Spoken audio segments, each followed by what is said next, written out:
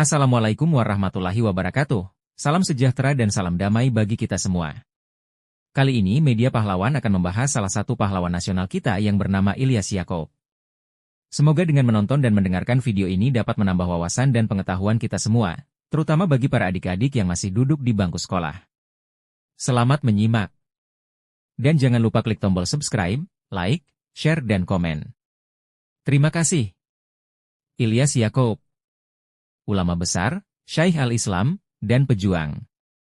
Ilyas Yakoub dilahirkan di Asam Kumbang, pesisir selatan, Sumatera Barat pada tahun 1903. Ayahnya bernama Yakub, sedangkan ibunya bernama Siti Hajir.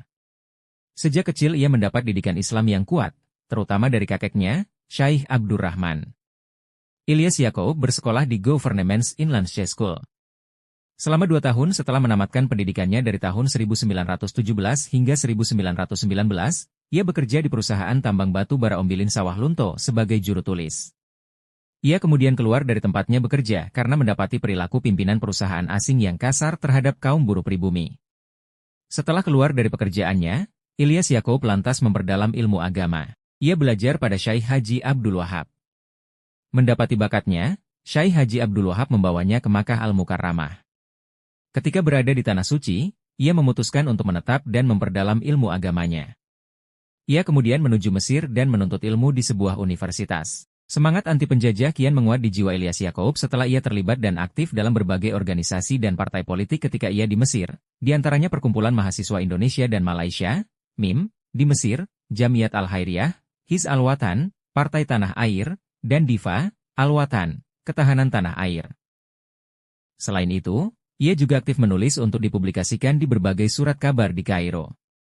Ia juga mendirikan dan memimpin majalah Seruan Al-Azhar dan majalah Pilihan Timur.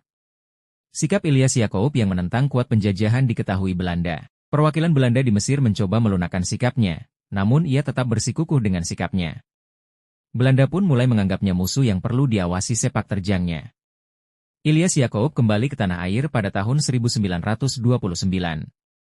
Posisinya yang telah mendapat catatan khusus Belanda membuatnya harus berlabuh di Singapura dan kemudian memasuki daerah Jambi.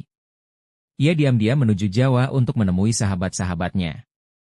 Setahun kemudian ia mendirikan PERMI, Persatuan Muslimin Indonesia, dengan asas Islam dan kebangsaan. Organisasi ini banyak mendirikan sekolah dan pemberdayaan sekolah agama dengan berbagai inovasi ke arah sistem modern. Mendapati sepak terjang Ilyas Yakoub yang kukuh menunjukkan perlawanannya, pemerintah kolonial Belanda segera beraksi dengan menyatakan PERMI sebagai organisasi terlarang. Ia bersama tokoh-tokoh PERMI lainnya ditangkap dan dipenjarakan. Setelah mendekam selama 9 bulan di penjara Muaro Padang, ia kemudian diasingkan ke Bovendigul, Irian Jaya selama 10 tahun dari tahun 1934 hingga 1944, ketika Jepang mulai masuk ke Indonesia. Ia dan para tahanan lainnya dipindahkan ke Kalibian, Wantaka sebelum akhirnya diasingkan ke Australia. Ilyas Yakoub tetap berada di pengasingannya di Australia ketika Soekarno-Hatta memproklamasikan kemerdekaan Indonesia. Sekitar 2 bulan setelah proklamasi, ia dan para tahanan perang lainnya dipulangkan dari Australia ke Indonesia. Sangat mengherankan, ia tidak diperkenankan turun di pelabuhan Tanjung Priok seperti para tahanan yang lain.